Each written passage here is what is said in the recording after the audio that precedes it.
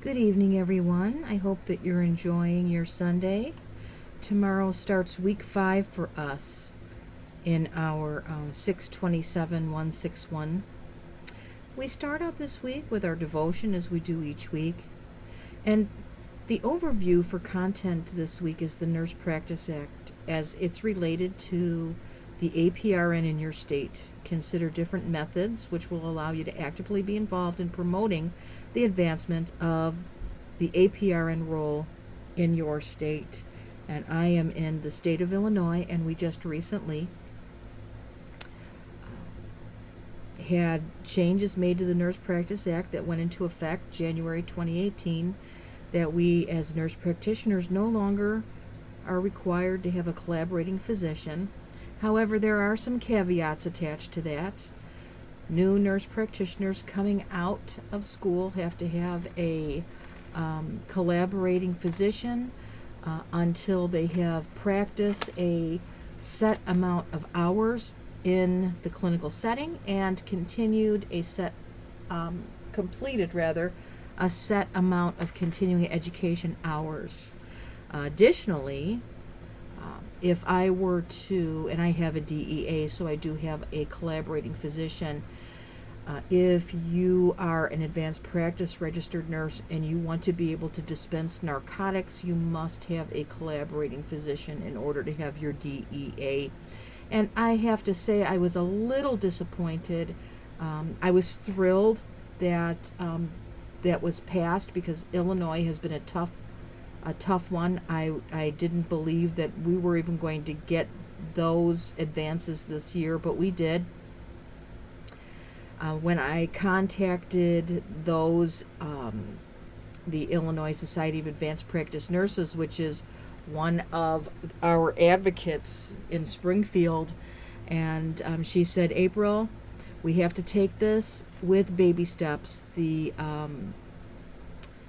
American Medical Association is located in the state, and it makes it much more difficult to get independence passed for our advanced practice nurses. So I understood that, and I'm glad, I'm glad that we have people petitioning for us in Springfield, and it's important for us to remain politically active. We can really make a change. Being a member of the Illinois Society of Advanced Practice Nurses, I know when bills are coming up. I get notifications, and they tell me, oh, I need you contact your representative, and they give you some advice. In fact, they've even sometimes will give you the letters, like a template letter, if needed. So becoming politically active is really important for advanced practice nurses. That's how it has gotten us independent practice today. It was just not very many years ago that advanced practice registered nurses in the state of Illinois were considered to be supervised like physician assistants were. So we have come a long way. So here's some readings for you in your content presentation. Now let's look about our week 5 discussion. Before we do that, I wanted to look at this paper. Now, we have a paper coming up due week 8, and I'm going to help you through this one. I'm going to give you a little more guidance with this paper so that you have a greater understanding of the expectation. So that will be coming out in a separate video this week so that you can get started on that. I really want you to focus now on making corrections to the video that I had making corrections to the paper that I had requested and getting that back to me this week. And then you can focus on this paper. All right, so let's look at our week 5 discussion question. Now consider your home state and answer the following questions. Illustrate your legal role as an FNP.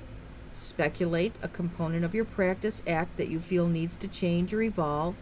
Using change theory, describe how you would undertake this change. So you need to pull out your change theories. Respond to your colleagues following the online discussion criteria found in the learner requirements section of the MSN handbook.